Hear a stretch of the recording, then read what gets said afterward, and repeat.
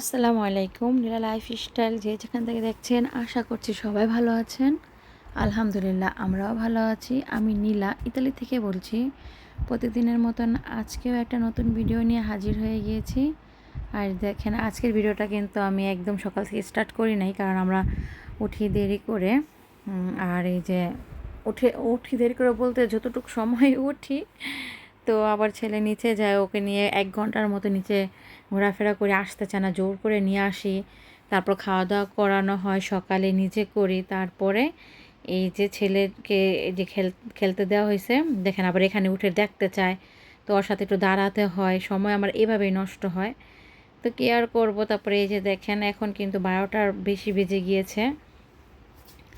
আর দেখেন আজকের আবহাওয়াটা ভালোই, ভালো খারাপ মিলিয়ে বৃষ্টিও হচ্ছে। তো যাই হোক, আর আমি এখানে কিন্তু রান্নাটা বসিয়ে দিয়েছি, পেঁয়াজ বেটে নিয়েছি, সাথে রসুনও দিয়েছি বাটা।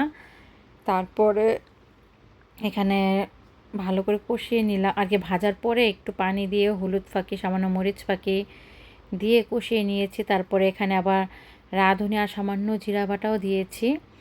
এখন ভালো করে ভুনা করার পালা। তারপর তো মাছ ভালো করে কেটে বেছে ধুয়ে রেখেছিলাম। তারপরে তো দেখেন হলুদ লবণ মাখানো ছিল। তারপরে এখন আমি একটু কষানো আর কি মশলার ভিতরে দিয়ে মাছগুলোও কষানো আর কি কষিয়ে নিব। যাই হোক, এই যে মাছগুলো কিন্তু কষানোর জন্য আমি মশলাটার ভিতরে দিয়ে দিলাম, কারণ দেখলাম যে ভাজা কেমন জানি লাগে। আর এমনিতে তো ফ্রেশ মাছ পাই না, তো ফ্রেশ মাছের প্রতি একটা আক্ষেপ জন্মায় গেছে, যেন কেমন আর কি মনে হয় যে কত বছর ধরে খাই না, বা হয়তো বা অনেক মজা লাগবে এরকম। তো এখন কি করি, ভালো করে কষিয়ে তারপরে ভুনা বা তরকারি দিয়ে রান্না করলে এভাবে করি। তো ফ্রেশ মাছটা খেতে ইচ্ছে করে। আর ইতালিতে যেহেতু এত ফ্রেশ মাছ পাওয়া যায় না, যাও পাওয়া যায় সকালে বাজারে, মানে সকালে বলতে বৃহস্পতিবার বাজারে পাওয়া যায়। তো সব সময় পাওয়া যায় না, কিছু কিছু পাওয়া যায়, কিছু কিছু পাওয়া যায় না। তো যাই হোক, যা পাওয়া যায় তাই নিয়ে আসি, আর সেগুলো যেভাবে রান্না করি। আর এই যে এখানে শুধু বেগুন অ্যাড করেছি, আমি আর কিছু দিইনি মশলার ভিতরে। বেগুনটা দিয়ে বেগুনটাও মশলার সাথে ভালো করে কষিয়ে নেব একদম।